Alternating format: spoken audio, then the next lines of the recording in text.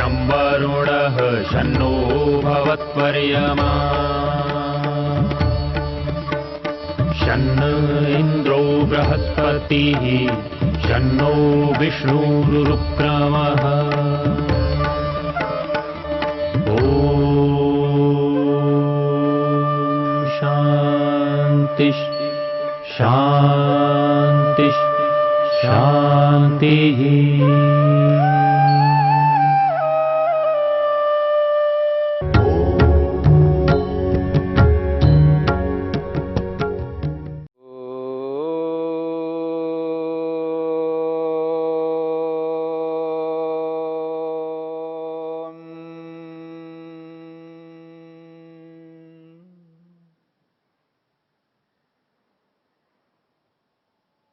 साधन पाद के 14वें सूत्र को लेकर के हम विचार कर रहे हैं। ते आह्लाद परिताप फलाः पुण्या पुण्य हेतुत्वात्। महर्षि पतंजलि ने जाति, आयु और भोग इन तीनों फलों को सुखदायी और दुखदायी के रूप में प्रस्तुत किया है। यदि पुण्य कारण वाले जाति, आयु, भोग होते हैं तो वो आह्लाद कारक हैं, यानी सुख कारक है। यदि अपुण्य कारण वाले होते हैं जाति, आयु और भोग, तो परिताप फल वाले होते हैं, अर्थात दुख रूप होते हैं। हमने ये विचार किया, कोई भी आत्मा केवल पुण्य नहीं कर पाता है और कोई भी आत्मा केवल पाप नहीं कर पाता है। केवल पाप नहीं कर सकता, ये बात व्यक्ति को समझ में आ जाता है। अगर ये बात समझ में आ रही है तो उसे ये भी समझना चाहिए कि केवल पुण्य भी नहीं करता। जब केवल पाप नहीं कर सकता, अत्यंत पापी भी पुण्य करेगा। पुण्य किए बिना वो नहीं रह सकता। कोई भी यह दावा नहीं कर सकता कि 100% वो गलत ही करेगा। यदि असत्य को लेकर के आप विचार करके देखिएगा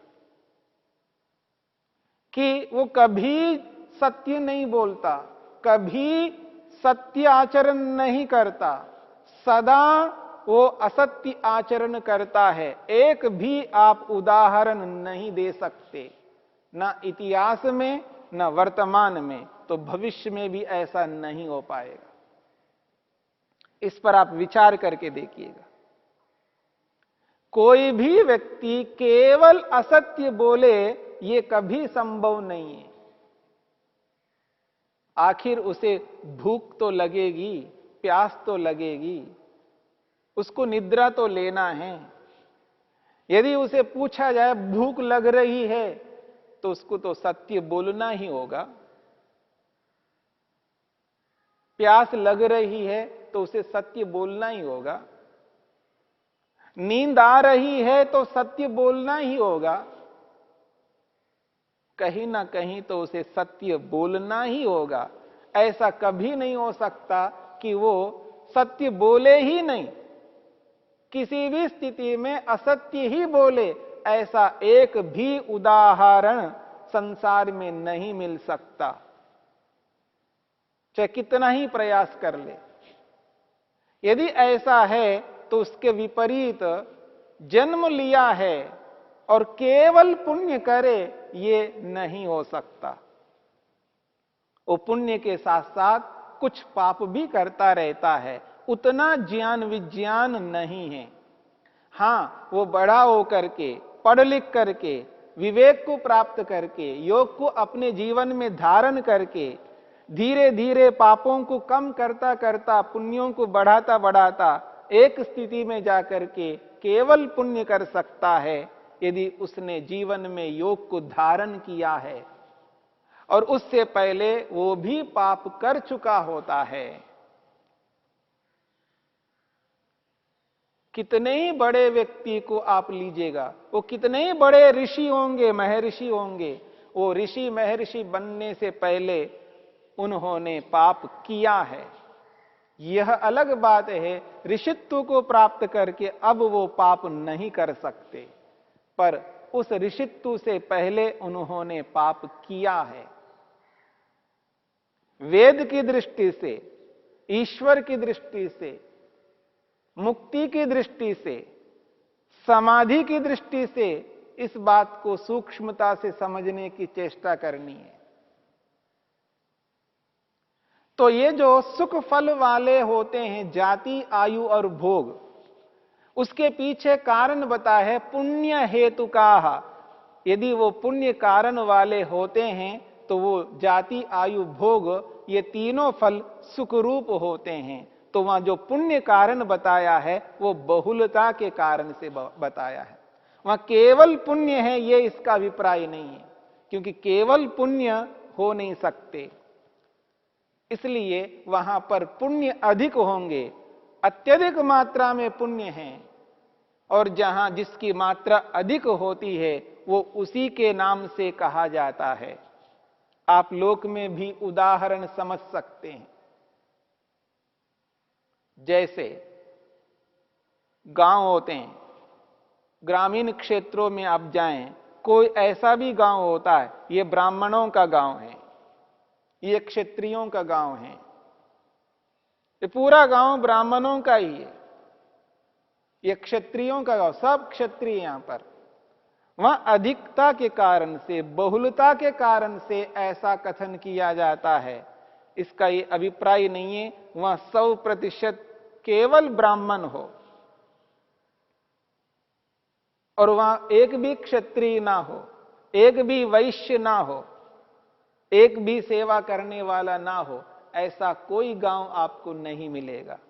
हां, अधिकांश ब्राह्मण हैं, 80% ब्राह्मण हो सकते, 90% ब्राह्मण हो सकते, लेकिन 100% ब्राह्मण, 100% क्षत्रिय, 100% वैश्य, केवल वैश्य हो, केवल वैश्यों का हो, केवल ब्राह्मणों का हो, केवल क्षत्रियों का हो, ऐसा कोई गांव नहीं होगा।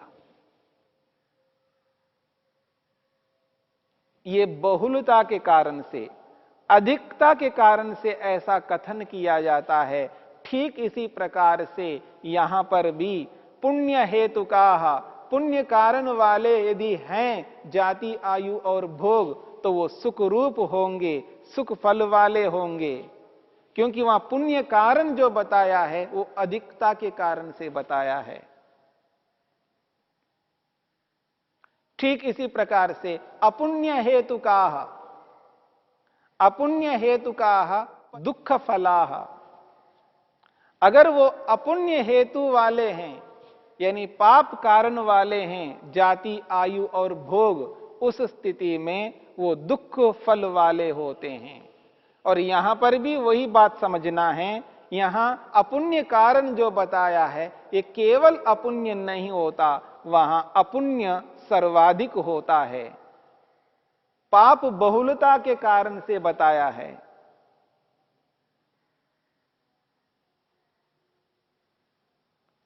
अगर कोई कहे ये मोहल्ला ही दुष्टों का है, यहां सब ऐसे ही रहते हैं, इसका यह अभिप्राय नहीं है सारे दुष्ट होंगे, उसमें कोई एक आध तो अच्छा आदमी तो होगा। इसलिए यहां बहुलता के कारण से, अधिकता के कारण से यह बात कही जा रही है। अपुण्य हेतु का दुख फलाह, वो अपुण्य कारण वाले हैं जाति, आयु और भोग, तो दुख रूप फल वाले होते हैं। इसके आगे महर्षि वेदव्यास ने एक बहुत बड़ी बात कही, यथाचा इदम दुखम प्रतिकूलात्मकम, यथाचा इदम दुखम प्रतिकूलात्मकम। जिस प्रकार से यह जो दुख है ये प्रतिकूलात्मक होता है, दुख कभी भी किसी के अनुकूल नहीं हुआ करता। कोई भी व्यक्ति दुख को अनुकूल अनुभव नहीं करता। दुख मात्र प्रतिकूलात्मक होता है, अरुचिकर होता है, और दुख को कोई भी नहीं चाहता है। कभी भी दुख अनुकूल नहीं हो सकता। इसलिए महर्षि वेदव्यास स्पष्ट कर रहे हैं, यथा च इदम दुखम प्रतिकूलात्मकम। जैसे ये जो दुख होता है प्रतिकूलात्मक होता है, एवं इसी प्रकार से सुख काले अपि,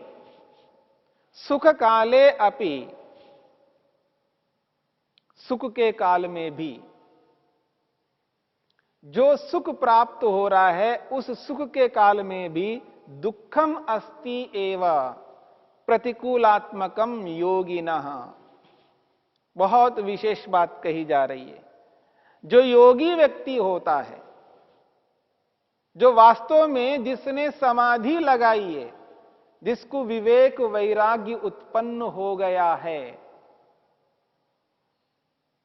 जो सत्व पुरुष अन्यता ख्याति की स्थिति में है, जिसने जड़ और चेतन को अलग अलग जान लेता है, जिसको यह बोध हो गया है आत्म तत्व क्या है और जड़ तत्व क्या है, मन क्या है और आत्मा क्या है, शरीर क्या है, मैं आत्मा क्या हूं, संसार क्या है, जिसको विवेक हो गया है, वैराग्य हो गया है, वस्तु मात्र का बोध हो गया है, ऐसा जो व्यक्ति है, ऐसे व्यक्ति को यहां पर योगी कहा जा रहा है। योगी ना, योगी व्यक्ति को।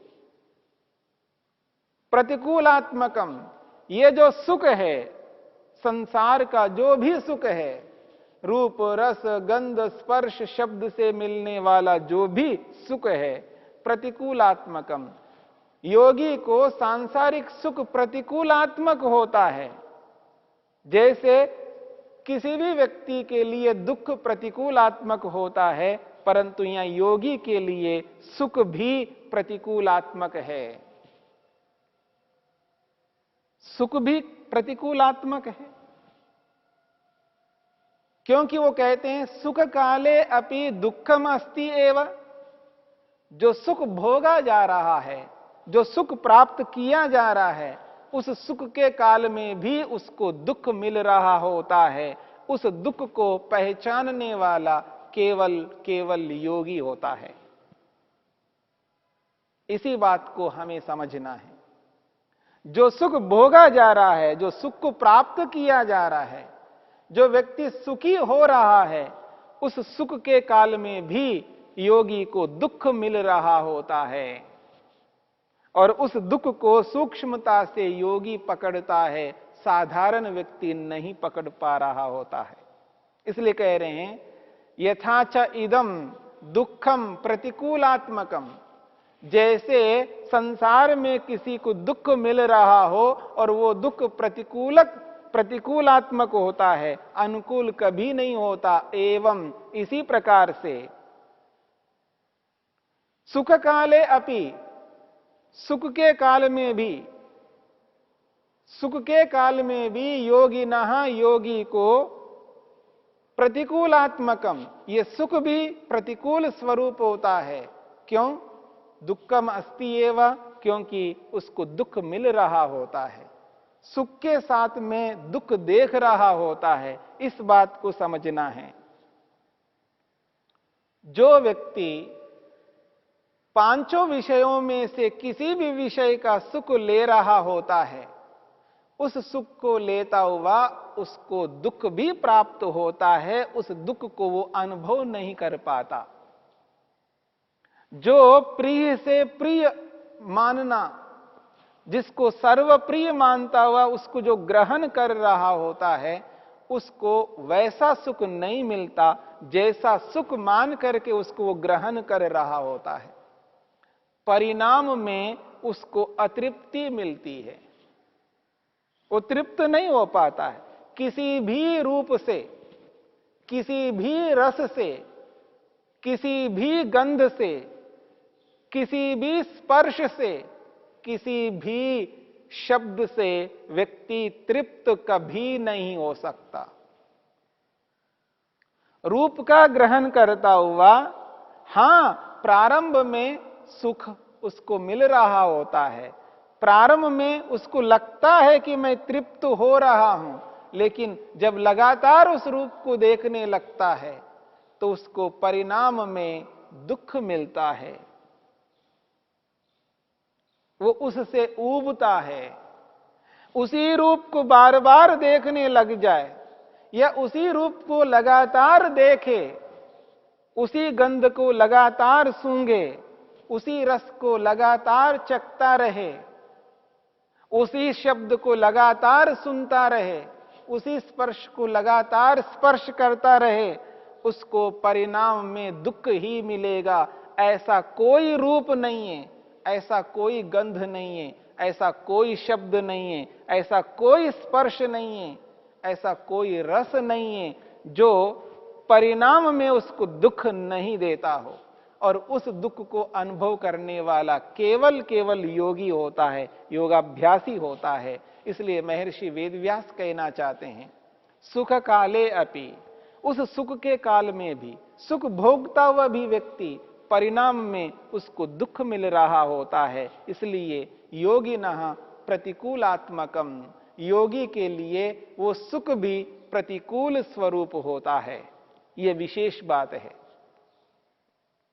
यथाच इदम दुखम प्रतिकूलात्मकम, जैसे संसार में कोई भी दुख मिल रहा हो, वो दुख उसके लिए प्रतिकूल स्वरूप होता है। वो दुख क्यों मिलता है? या तो हिंसा से मिलता है, या तो स्वयं हिंसा करे, स्वयं अन्याय करे, स्वयं वैरता से युक्त हो जाए, अथवा दूसरा व्यक्ति हिंसा करता है। दूसरे की हिंसा से भी हमें सुख मिलता है, या स्वयं के द्वारा हिंसा करने पर भी दुख मिलता है। दूसरे ने असत्य आचरण किया, असत्य बोला, या हमने स्वयं ने असत्य आचरण किया, असत्य बोला, तो भी हमें दुख मिलता है। हिंसा से, असत्य से, चोरी से, व्यभिचार से, परिग्रह से व्यक्ति को दुख मिलता है, और वो दुख प्रतिकूलात्मक होता है, अनुकूल कभी नहीं हो सकता। तो जिस प्रकार से दुख प्रतिकूल स्वरूप होता है, ठीक इसी प्रकार से सुख भी योगी के लिए प्रतिकूल स्वरूप होता है। सांसारिक सुख, संसार में जिस किसी भी सुख को हम लेते हैं, वो सुख योगी के लिए प्रतिकूल स्वरूप होता है, क्योंकि उसमें दुख उसको दिखाई देता है। उस सुख में दुख मिला हुआ है। सुख में मिले हुए दुख को केवल योगी पकड़ पाता है, साधारण आदमी नहीं पकड़ पाता। इस बात को और हमें समझना है कि सुख कैसे दुख रूप होता है।